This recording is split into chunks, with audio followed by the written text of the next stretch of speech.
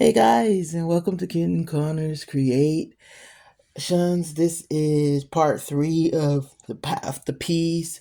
Just a side note, yes, I am going to do other art videos and I am going to do other things. I have things planned, but I think this series is very important and actually significant because it's telling you who I am and giving you a small introduction and who you're actually going to be visiting with moving forward in the future. So when I was going to start doing this video, and just to let you know, I'm working with air dry clay. I'm not very good at it, and I think that's actually significant to the story because we all want to be like perfectionists and stuff like that. And I am not one to say, well, I don't want to be a perfectionist. I would be fibbing to you. I would love for this piece to come out perfect. I even watch videos, etc., etc. But one video kind of caught my attention because it wasn't like a whole figure, and it was literally just like a face. And I was like, how cool and how significant would that be if I can pull off just making my face, since this video is about making me. Confession. I was going to tell you all the horrible things that ever happened to me as a kid and how bad things were. And then I was like convicted almost. I probably was. Like, do you really want to just do a feel sorry for me video, or you want to do a video where you tell people something significant that made you, and it's going to help other people because other people are going through things and other people are trying to figure things out too. And I decided that I needed to make that video. I needed to make that video that says, hey, I'm human. Hey, things happen to me too. I needed to do a Me Too video, kind of, but I also needed to do a video about what I felt. And what I'm going to do is talk about the one thing that I think really changed, like, the course of my life, the course of who I am. And that is really a somber thing because I'm going to be talking about my father's death. So here we go. I hope that it means something to you, and then I have a challenge for you guys at the end of this. Because yeah, if you follow me this far, it's time. It's time. Get your notebook and your notepad, and let's get to getting so we can get on this path together. So I was the middle child of three. I had an older brother and a younger sister. And I literally can officially say had because both of them unfortunately have passed away. But for the sake of the story, my brother and I were both in band. My sister with special needs. Side note, so when people's like, you must have got off the short bus, I don't think they understand how kind of painful it was because I saw that short bus every morning and I saw that short bus every evening on school days because I had to get my sister off the bus. That was one of my responsibilities, was to make sure she got on it in the morning and off of it at night, because she had a weird bus driver that if you weren't in place, she just kind of drove off without her. So, or drove off with her in the afternoons. So we had to be on our game as far as that was concerned. But I can also remember that we were both in band. I played the clarinet. I played started off as a trumpet because, life, normal family, things happen, money got tight. But my dad was like, in the back of his mind, I can imagine being a parent, because being a parent, I understood exactly what my dad was like. She is so graciously playing that trumpet, and I would practice my trumpet, and it was like, and it was had gotten really good at it, and to the point where the band director was like, "Huh, you're really good," and was using me like, "I just hope y'all know that pretty sound came from a girl. Y'all letting the girl beat you." I didn't know he was using me to make the boys feel bad or work harder, but and it didn't matter to me because I was really good at it and I wanted to be good at it. But my dad for Christmas bought me a clarinet, and now I was really proud because I got the instrument I actually wanted. And my dad, and that's why I said I can't with a clean heart, a clean conscience, do a bad video about how horrible things were when I know that things were not always horrible, they were not always bad. There were not always tears. We were not always crying. We were not, you know what I'm saying? So I showed up with the clarinet, and my band director lost his whole mind. Where's your trumpet? I'm like, well, my brother has the trumpet because it technically was my brother's instrument, and I now had the clarinet. My band director lost his mind, but more importantly, I lost my spirit because the adult that was boosting me on for playing the trumpet so well had no desire to teach me how to play the clarinet at all. He put me last seat on the clarinet section and was like, whatever, and because I like, okay, you want to tell my dad you're not gonna, and then I'm assuming he didn't want to have beef with my dad. You're the band director. You're supposed to teach the instrument the kid shows up with, kind of thing. But anyway, moving forward, my we got really good, and this event is painful, but this is how it happened. At least this is how I remember it, and it's because this is how it happened. But my dad got really sick. He started coughing all the time, and mom, being a nurse, she was doing her. We need to find out what is going on. So they went to the hospital probably a couple of days before my birthday, and that's significant because on my birthday, mom was not home when we got home because mom was at the hospital with dad. And, as an adult, you understand that was her husband, and that's where she needed to be. And she knew we were going to be okay. She knew we were going to take care of things at home, so on and so forth. She kind of, it was an assumption, life was still lifing. So we had to keep lifing. So we kept tried to keep the house up the best we can, made sure that my little sister ate, made sure her homework was done, etc., etc., etc. All the things you do, even though you're a kid, but you have to be a responsible kid. So I cooked dinner. Kevin washed dishes. I sat my sister on the pot. If you know, you know. And Kevin kind of like, we did homework, and then we hung out and got ready, for bed, and got baths in and got ready for bed. We literally were self sufficient by this time in our lives of how we needed to do things, and how we knew what that was expected of us. And so baths were given, and as we were getting ready to go to bed at a reasonable hour, my mom called, and she goes, "Hey, just checking on you guys." And he was like, "Oh, we're fine. We'll get ready to go to bed."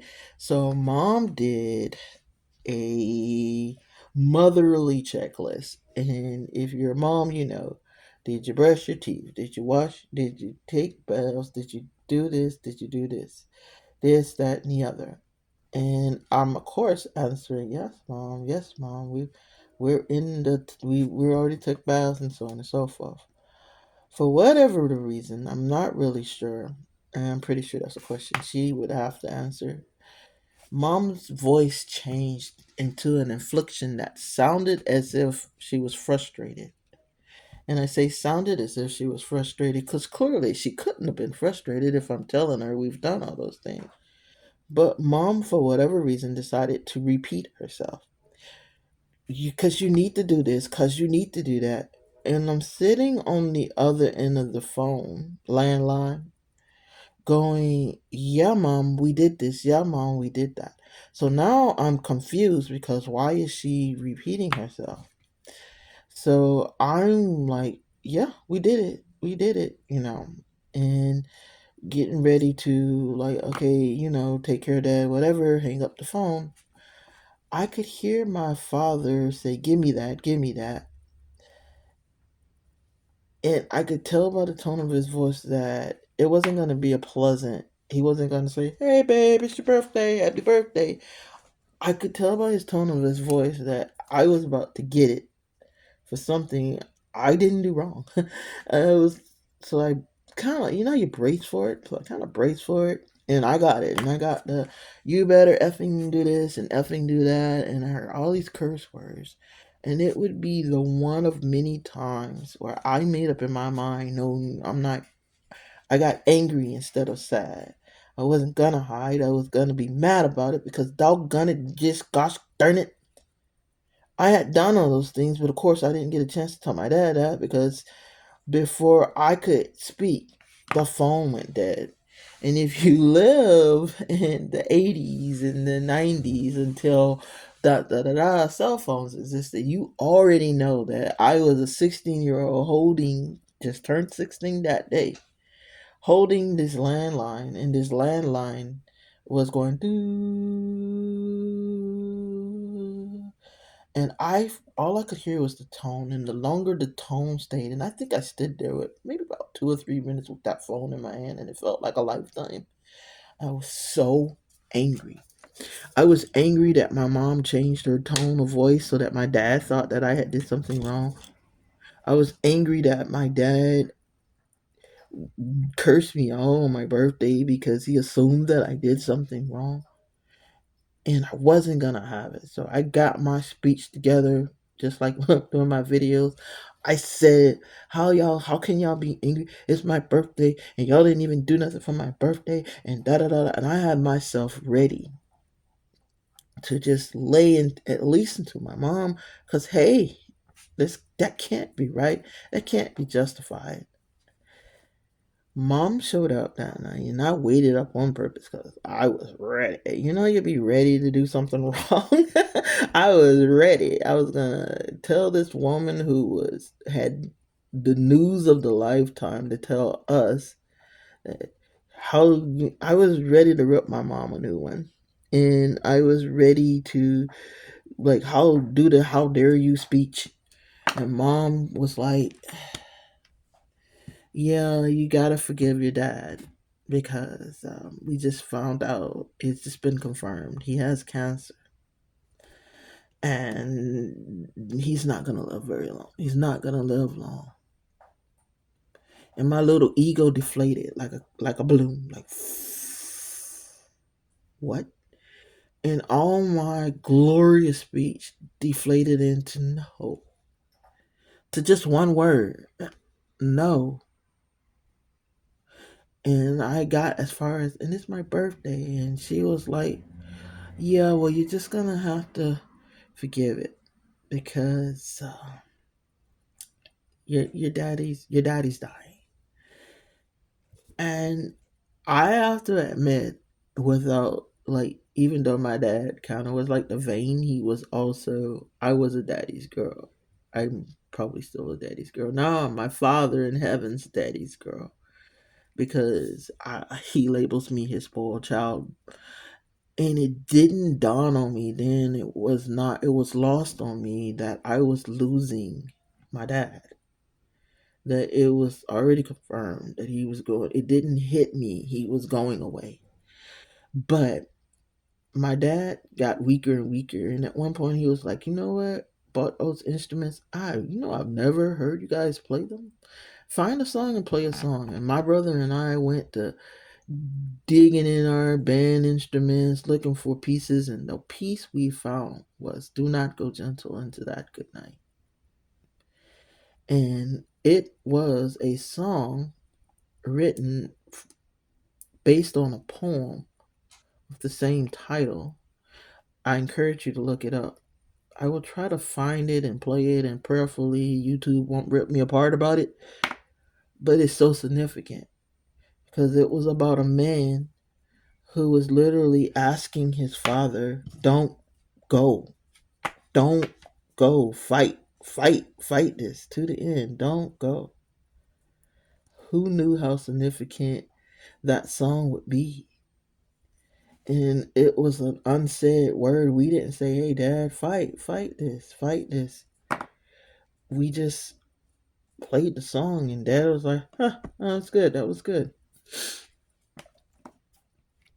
Unfortunately, my father passed away a couple of months later. He made it. He watched my brother graduate. He watched my mom graduate from nursing, and then he passed away.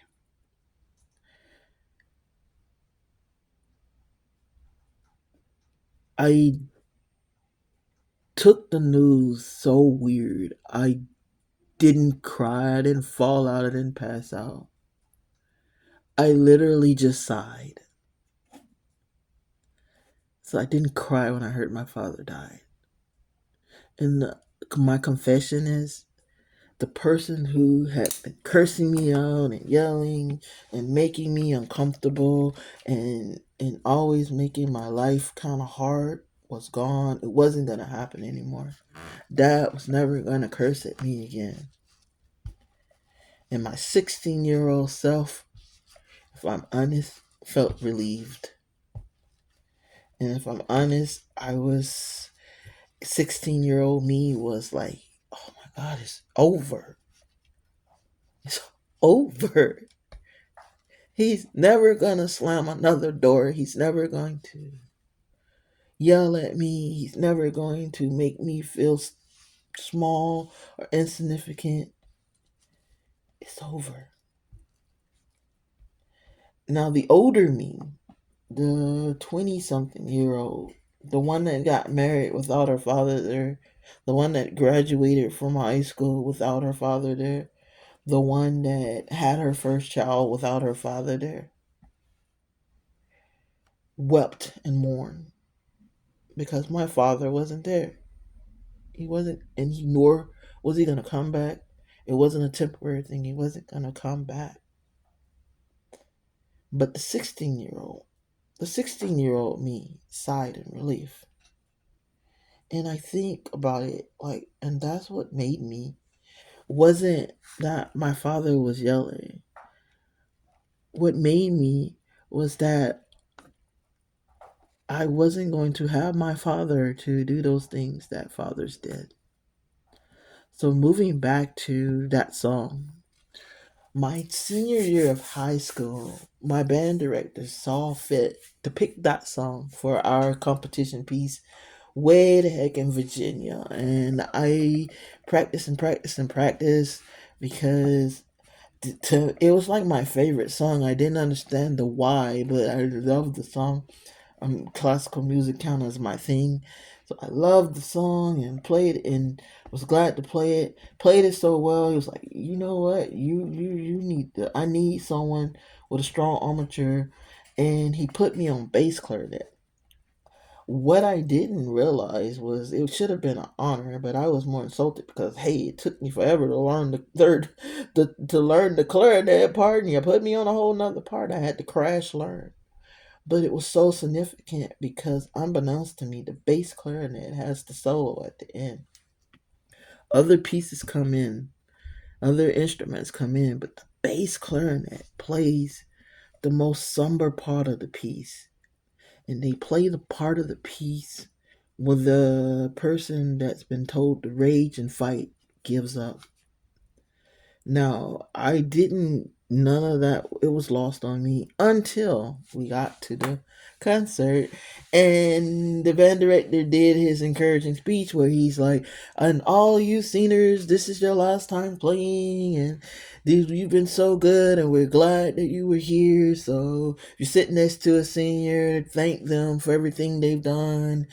And as we were sitting up there, all of that hit me. I was like, this is the last piece I play for my father, and this is the last piece I'm going to play for the band. And that would have been one of my more significant breaking points because it hit me.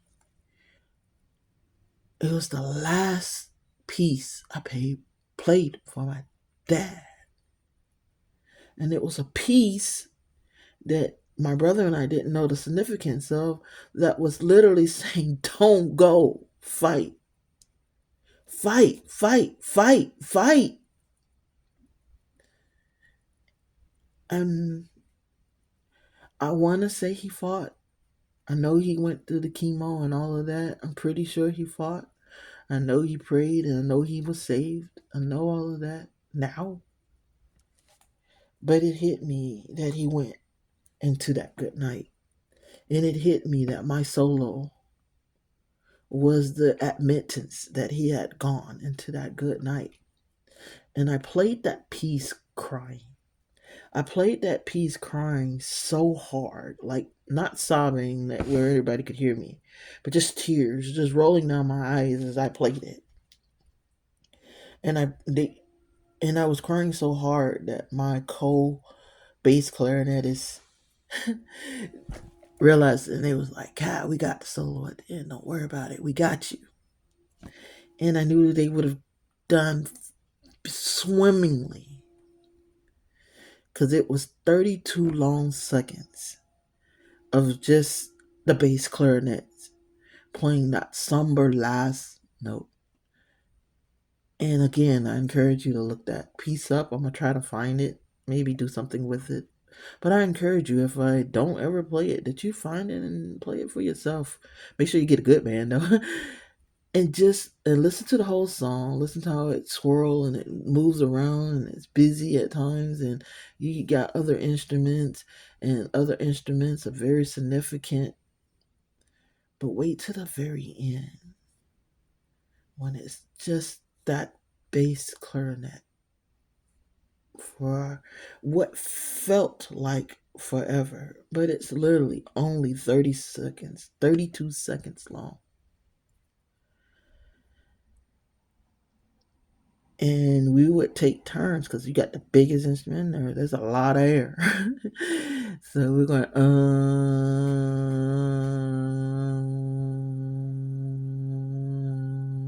for 30 seconds.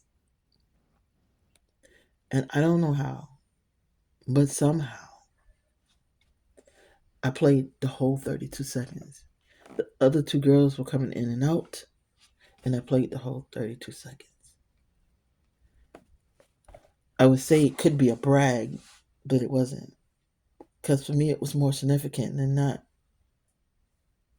It was me really realizing what the song was about and how significant it was to my life. And that I could do absolutely nothing about what had happened. I couldn't change my reaction. I couldn't bring my dad back. I couldn't ever tell him I was sorry. Nor could he ever tell me he was sorry. I wanted to be angry and sad. I was angry. I was sad. I was every emotion in the book. And no matter how I felt, nothing was going to change. But the very least that I could do was play that piece. Um, Happy note, we won first place that year. The the gentleman, one of the judges, because they record their thoughts, so for improvement. He said, "I'm just gonna go ahead and tell you. At one point, I forgot I was judging y'all. I was just enjoying the piece." And then at one point, you hear him say, right midway through the bass clarinets, he goes, "Come on, bass. Come on. I hear y'all. This is great. Well done." When we finished, this stranger I never met gave me a validation that I needed. That something I felt I needed to do was validated. And that's just one of the stories that made me. Because I have to admit, my dad and we didn't get along, but I still love my dad. But that's just one of the moments that made me. And I felt like that's one of the moments I should share because it's such a hard moment. It's a hard moment to recount. It's a hard moment to admit. Because here comes the challenge, guys. We all got those moments. We all got those hard moments, those hard challenges, the hard things that we have to admit our fault in and we have to admit our part in. But before we can get to the next chapter of breaking who we are, we have to understand what made us. And this made me, along with a whole bunch of other things, but this made me. So I challenge you to sit back and think to yourself, good, bad, evil, ugly, what made you? Because once you know what made you, then you can break this you that's on this bad path, and you can change the direction. Because right now you're probably on the same path I find myself on, and I say this as I say it to you as I say it to me. We're gonna change this path together. So I challenge you to look back and just honestly tell yourself what made you. And so next time we can break you and we can get on our paths and get on our journeys to peace. Now back to this little piece. It's a happy time because my mom used to always put my hair in this one little cute little style with the two little ponytails. And I loved it so much. And I thought she was so great, and it was such a great hairstyle. Didn't know until I was an adult it was one of her go-to hairstyles because she wasn't really good at doing hair. So, yeah, that's why this is significant. And yeah, no, it's not perfect, but neither am I. All right, guys, I love you. Have a great rest of your week, and we will see you next time on Kittens Corners Create.